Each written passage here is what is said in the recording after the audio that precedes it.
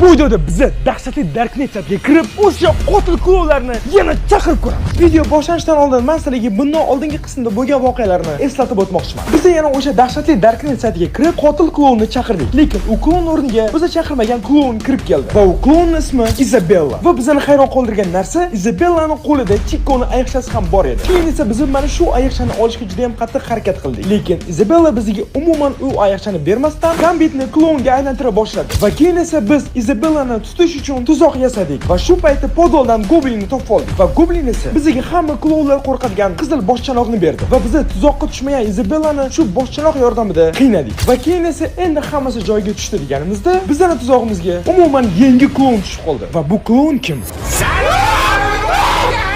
Qanaqadir qonli bo'ldi. Yaxshi. Onaka. Darknet 6-qism. Klonlarning boshlig'ining o'g'li Pumba.